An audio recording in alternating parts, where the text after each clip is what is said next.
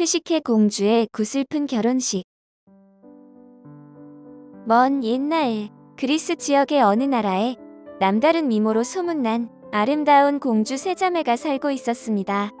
첫째와 둘째의 미모는 인간들의 언어로 묘사할 수 있는 정도였지만 막내 공주 프시케의 아름다움은 그 어떤 방법으로도 형용할 수 없는 수준이었습니다. 날마다 수많은 백성들이 프시케를 보기 위해 성으로 몰려들어 그녀의 미모를 찬탄했습니다. 바닷속 물거품에서 태어난 베누스 여신께서 인간의 모습으로 환생한 것이 틀림없어. 우리 눈앞에 나타나시지 않는 베누스 여신보다는 직접 만날 수 있는 프시케 공주님을 미의 여신으로 섬기고 싶어.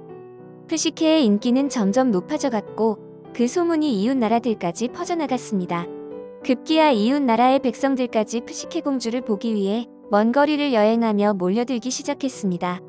그 반대로 키프로스, 크니도스, 키테라에 있는 베누스 여신의 신전들에는 사람들의 발길이 뚝 끊겼습니다. 늘 꽃들로 장식되어 있던 여신의 석상과 제단에는 먼지만 쌓여갔습니다. 베누스 신전들을 방문하여 기도하던 순례객들이 프시케 공주의 성으로 몰려들었기 때문입니다. 그들은 프시케의 산책 시간을 기다렸다가 가까이서 실물을 보기라도 하면 실제 미의 여신을 만난 것처럼 감격하며 기도를 하고 제물을 바쳤습니다. 한편 미의 여신 베누스는 인간들이 자신에 대한 숭배를 거둔 것을 이상하게 여기다가 프시케 공주가 그 원인인 것을 깨닫고 머리끝까지 화가 났습니다. 프시케라는 계집이 파리스의 심판을 모를 리가 없다. 유피테르님의 명령을 받은 트로이의 왕자 파리스가 세상에서 가장 아름다운 이는 바로 나 베누스라고 결정한 것은 모든 세상 사람들이 알고 있는 사실이다.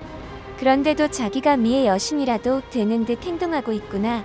그 못된 계집이 두고두고 자신의 잘못을 후회하도록 만들어줄 것이다. 베누스는 자신의 아들인 사랑의 신 쿠피도를 불러들였고 프시케가 순례객들의 숭배를 받고 있는 현장으로 데려갔습니다. 그 즈음 심술꾸러기 쿠피도는 곱비 풀린 망아지였습니다. 온 세상을 돌아다니며 신이든 사람이든 가리지 않고 간통, 치정 등 온갖 종류의 사건을 벌이고 있었습니다. 베누스는 쿠피도로 하여금 사랑의 마법을 통해 프시케를 벌하라고 명령했습니다.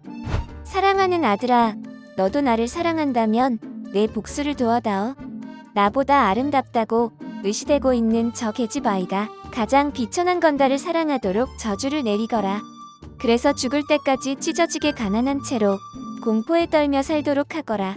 인간 주제의 여신에게 도전한 것을 평생토록 후회하도록 하거라. 쿠피도에게 명령을 마친 베누스는 자신이 태어난 바다로 향했습니다. 그녀가 해변으로 다가서자 거칠었던 파도가 잠잠해졌고 가신들이 나타나 영접 의식을 시작했습니다. 항구의 신 프로투누스와 바다의 여신 살라키아가 베누스를 맞이했습니다. 바다의 신 트리톤의 무리들은 해마들이 끄는 마차를 준비해놓고 소라고둥 악기를 연주하며 베누스를 찬양했습니다.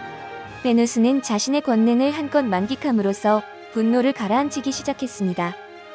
인간 따위는 절대 자신의 미모를 넘볼 수 없으리라 자부하며 표독스러운 표정으로 커다란 웃음을 터뜨렸습니다. 그런 일이 있고 며칠 후 프시케 공주는 이상한 일을 겪기 시작했습니다. 그녀에 대한 숭배는 여전했지만 그 많던 구원자들의 방문이 뚝 끊겨버린 것입니다. 프시케와 결혼하겠다고 난리였던 왕자들, 귀족들은 더 이상 프시케를 흠모하지 않았습니다.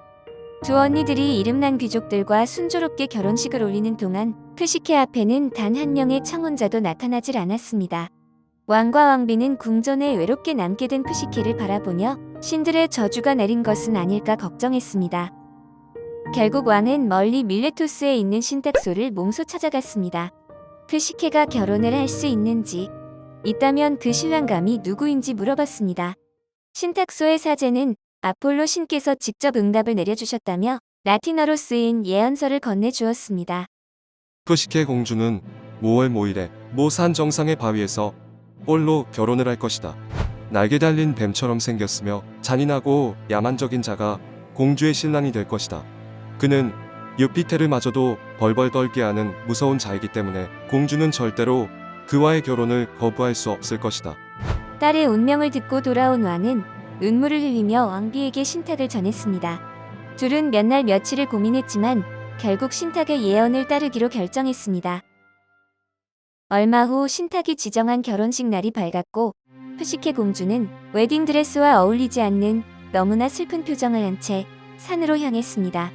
결혼 행진곡 대신 장엄하고 애절한 음악이 울려 퍼졌고 하객들 역시 한결같이 비통한 마음으로 공주의 뒤를 따랐습니다.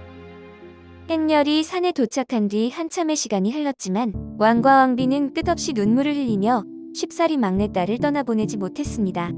그러자 푸시케 공주가 부모님을 위로했습니다. 아바마마, 어마마마, 이토록 슬퍼하시면 제 마음도 찢어질 것 같아요. 하지만 돌이켜보면 제가 타고난 아름다움에 취해 너무나 오만했었기 때문에 이렇게 벌을 받는 것 같아요. 사람들이 베누스 여신 대신 저에게 봉헌을 할 때 저는 거절했어야 마땅했어요. 그래도 너무 슬퍼 마세요. 저는 겸허하게 운명을 받아들이고 당당하게 제 신랑을 만나보도록 할게요. 그가 누군지 정확히 알고 난 뒤에 슬퍼해도 늦지 않을 것 같아요. 푸시케는 신탁의 예언대로 홀로 정상에 올라섰습니다. 자신을 배웅했던 행렬이 시야에서 사라지자 북받치는 감정을 주체하지 못하고 흐느끼기 시작했습니다. 그런데 잠시 후 서풍의 신제 피로스가 일으킨 강력한 바람이 불기 시작했습니다. 바람은 그녀를 감싼 뒤 공중으로 붕 떠올렸고 이내 어디론가 데려가기 시작했습니다.